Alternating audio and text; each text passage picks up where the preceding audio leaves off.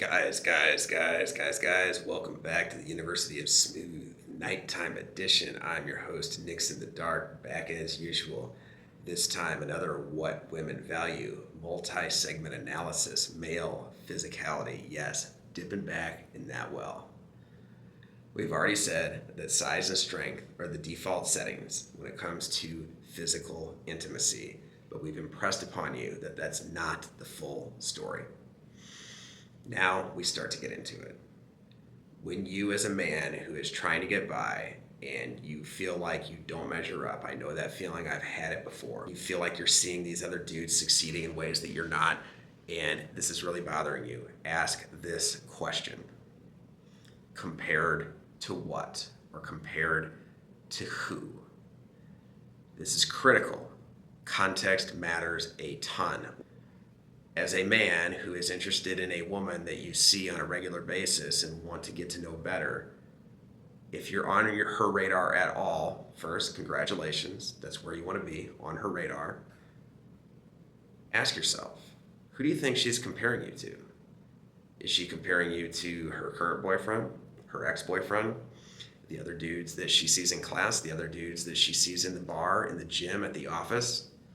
Or is she comparing you to fake internet boyfriend on her phone, where best life syndrome tends to really skew reality? Could be any one of these. You don't really know. Don't assume that whatever comparison you're making is automatically the comparison she's making. And when it comes to fake internet boyfriend, understand, of course, that he's perfect. How could he not be? He has curated his social media to make sure that he's perfect as fake internet boyfriend. Unless she has got model good looks and is being flown to Tokyo and Dubai and London week in and week out to hang out with fake internet boyfriend, understand that you have a real advantage over this mythical ideal that's out there. You have the opportunity to deal with this woman face to face. You have the opportunity to demonstrate value in ways that go beyond the images on her phone. And keep in mind that when it comes to how the visual component of desire works, women are much more likely than men to be swayed by experience, emotion, going on a journey.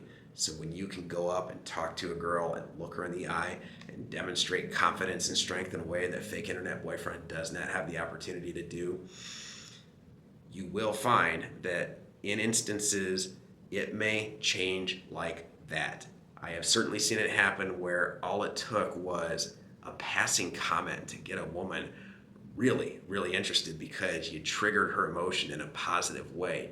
You can do that, and it has nothing to do with your size and your strength. Yeah, maybe there's a certain minimum that you need to require. Maybe if she's taller than you, it may be bets off, but my point is that in any moment, if you have an opportunity to interact with somebody, you can make certain things happen that these abstract ideas cannot. And understand that if this is a weakness for you, you are spending more time thinking about it than she is.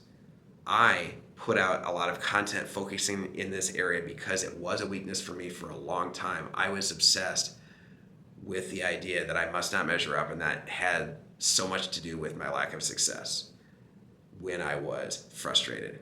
Was it a factor? No doubt. But I assumed incorrectly, and I suspect you have been making the same assumption as well, and that's why we're focusing on it.